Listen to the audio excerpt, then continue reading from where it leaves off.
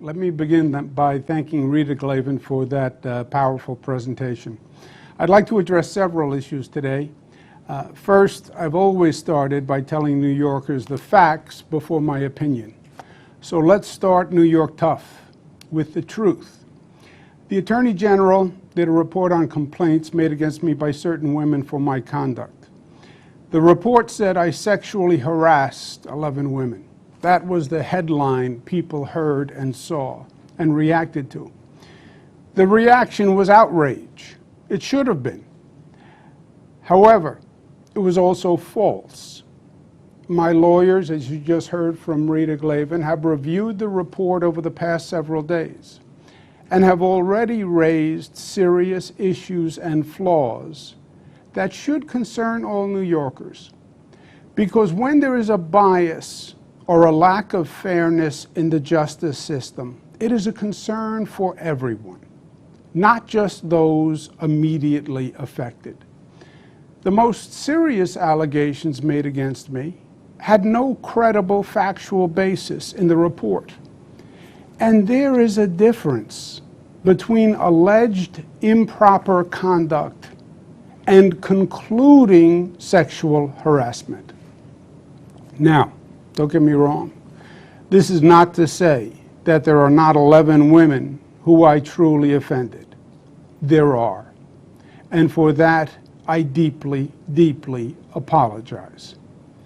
I thought a hug and putting my arm around a staff person while taking a picture was friendly, but she found it to be too forward. I kissed a woman on the cheek at a wedding, and I thought I was being nice, but she felt that it was too aggressive. I have slipped and called people honey, sweetheart, and darling. I meant it to be endearing, but women found it dated and offensive. I said on national TV to a doctor wearing PPE and giving me a COVID nasal swab, "You make that gown look good." I was joking. Obviously, otherwise I wouldn't have said it on national TV. But she found it disrespectful. I take full responsibility for my actions. I have been too familiar with people. My sense of humor can be insensitive and off-putting. I do hug and kiss people casually, women and men. I have done it all my life. It's who I've been since I can remember. In my mind, I've never crossed the line with anyone. But I didn't realize the extent to which the line has been redrawn. There are generational and cultural shifts that I just didn't fully appreciate. And I should have. No excuses. The report did bring to light a matter that I was not aware of, and that I would like to address. A female trooper relayed a concern that she found disturbing, and so do I. Please let me provide some context.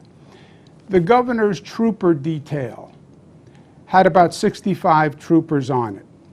But of the 65, only 6 women and 9 black troopers. I'm very proud of the diversity of my administration. It's more diverse than any administration in history. And I'm very proud of the fact that I have more women in senior positions than any governor before me. The lack of diversity on the state police detail was an ongoing disappointment for me. In many ways, the governor's detail is the face of state government that people see. When I attend an event, people see the detail that's with me.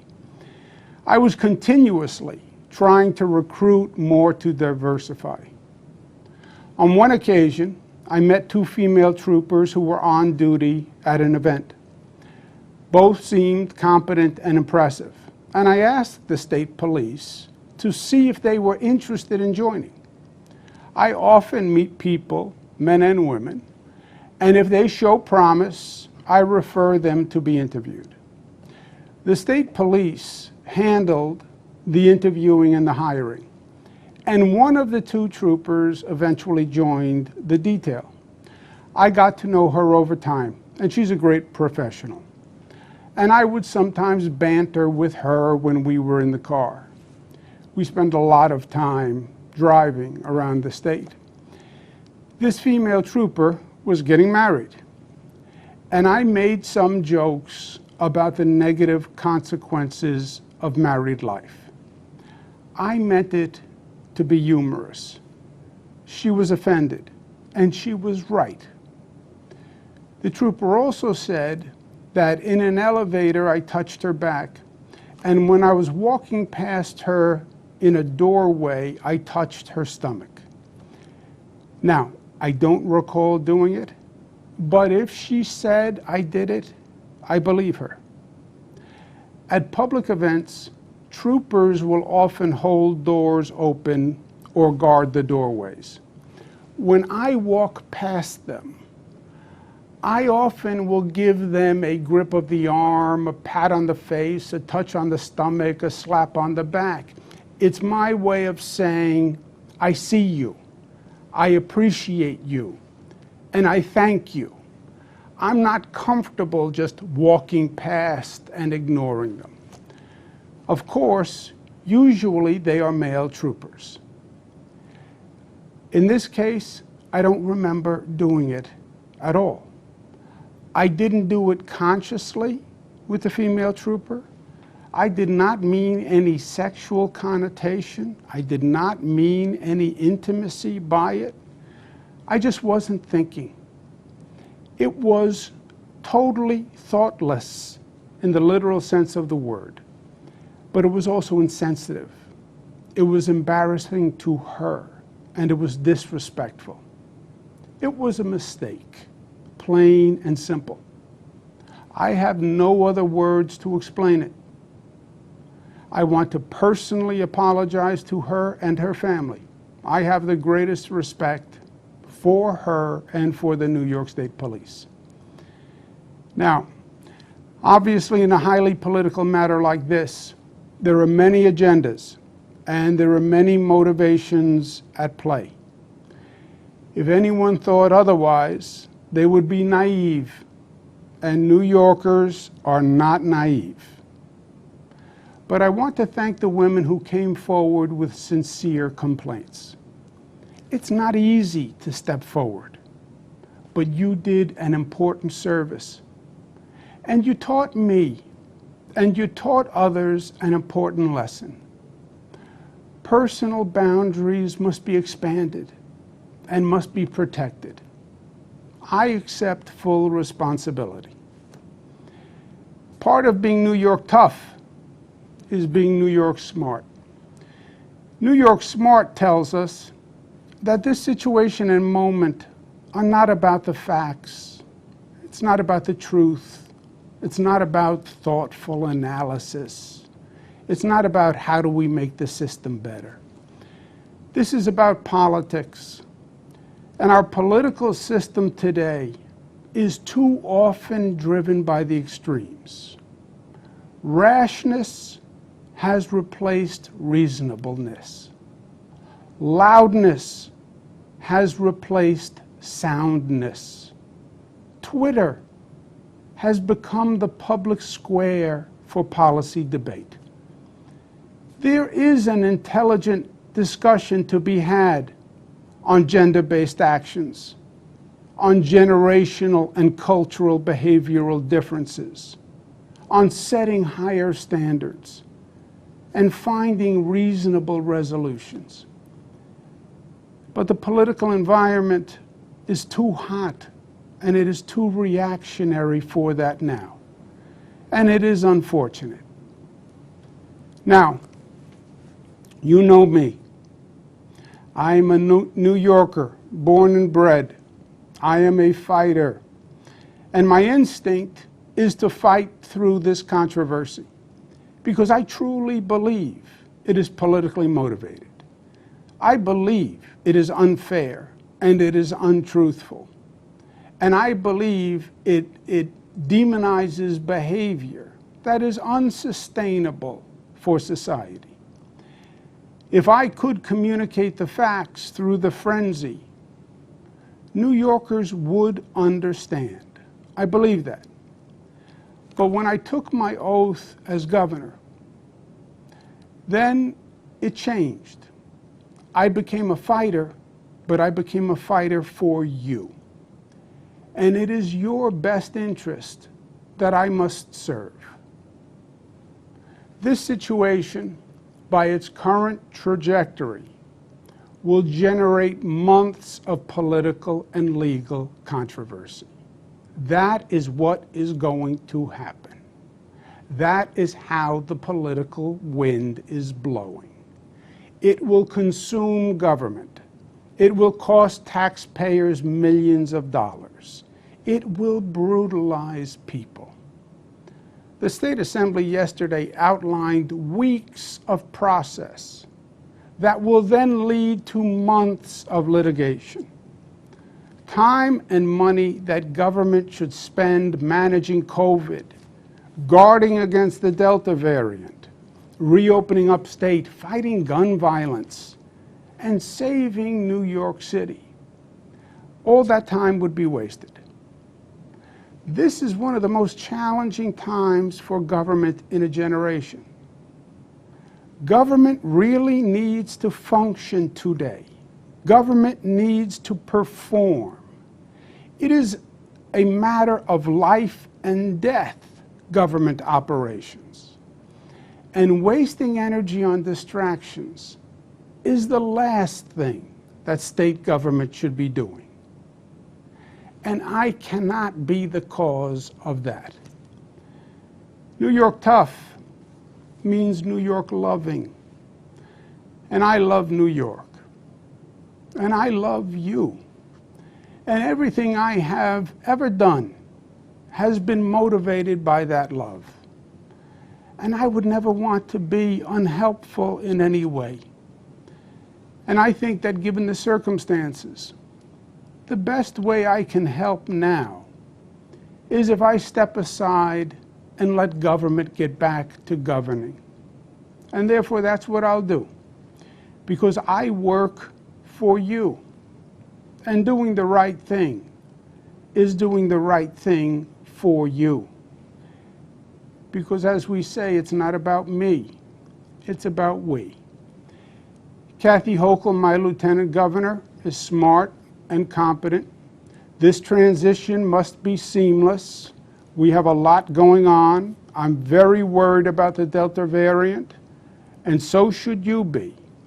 But she can come up to speed quickly, and my resignation will be effective in 14 days. To my team, Melissa DeRosa, Robert Mahica, Beth Garvey, Stephanie Benton, Dana Caratanudo, Kelly Cummings, Rich Azzapardi, Howard Zucker, Rick Cotton, Jano Lieber, Jack Davies, and the hundreds of dedicated administration officials. I want to say this: thank you, and be proud. We made New York State the progressive capital of the nation. No other state government accomplished more to help people. And that is what it's all about. Just think about what we did. We passed marriage equality, creating a new civil right, legalized love for the LGBTQ community, and we generated a force for change that swept the nation. We passed the SAFE Act years ago, the smartest gun safety law in the United States of America, and it banned the madness of assault weapons. We've saved countless lives with that law. $15 minimum wage, the highest minimum wage in the nation, lifting millions of families' standard of living, putting more food on the table and clothes on their backs.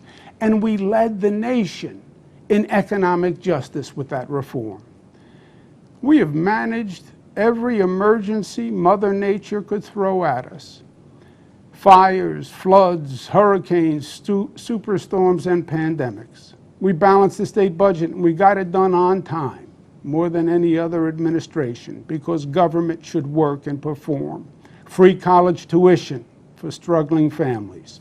Nobody in this state will be denied their college dream because of their income. We have built new airports, rail, transit, roads all across this state faster and better than ever before, and more than any state in the nation. The most effective green economy program in the nation. We did more for Black and Latino families than any other administration. We did more for working families. We did more for our union brothers and sisters. We did more to battle racism and anti-Semitism. Today, so much of the politics is just noise, just static. And that's why people tune it out. What matters is actually improving people's lives. And that's what you did. You made this state a better state for the generations that follow. And that is undeniable, inarguable, and true, even in these ugly, crazy times. I thank Speaker Carl Heastie and Leader Andrea Stewart-Cousins for their leadership.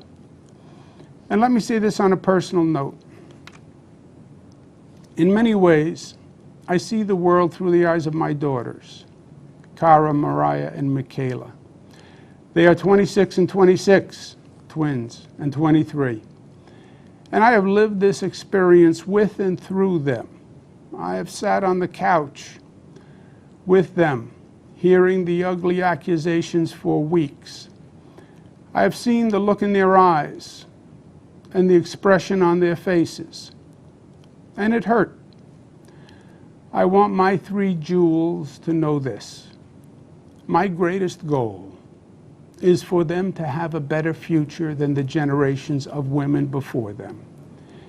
It is still in many ways a man's world. It always has been. We have sexism that is culturalized and institutionalized. My daughters have more talent and natural gifts than I ever had. I want to make sure that society allows them to fly as high as their wings will carry them. There should be no assumptions, no stereotypes, no limitations. I want them to know from the bottom of my heart that I never did and I never would intentionally disrespect a woman or treat any woman differently than I would want them treated. And that is the God's honest truth. Your dad made mistakes, and he apologized, and he learned from it. And that's what life is all about. And I know the political process is flawed, and I understand there's cynicism and distrust and disappointment now. But don't give it up, because government is still the best vehicle for making positive social change.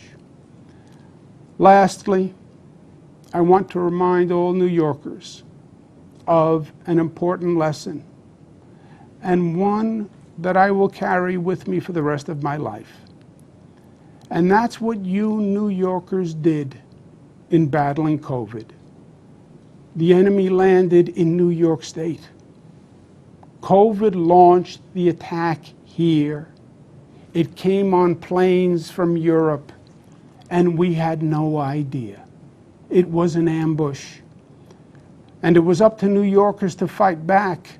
We were on our own, and it was war. Nurses, doctors, essential workers became our frontline heroes. Hospitals became the battlegrounds. Streets were still, and sirens filled the city's silence. Trailers carried the bodies of our fallen brothers and sisters. But you refused to give up, and you fought back, and you won, going from the highest infection rate in the nation to one of the lowest. No one thought we could do it, but you did it. You led the nation, and you showed the way forward. And how you did it is what's most important. You did it together.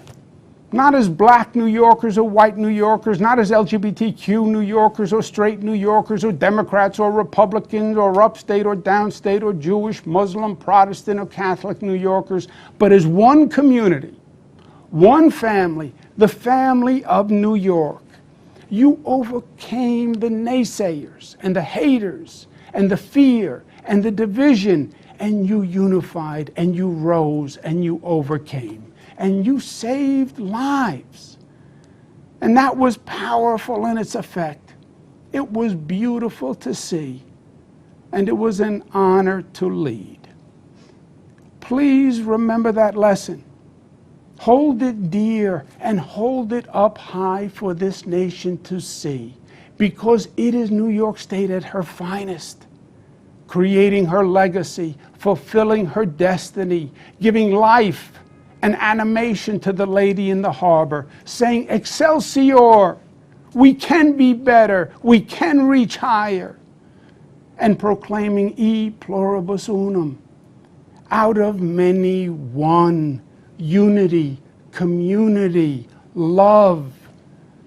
That is our founding premise and our enduring promise. And that is the salvation of this nation that it so desperately needs to hear. Thank you for the honor of serving you. It has been the honor of my lifetime. God bless you.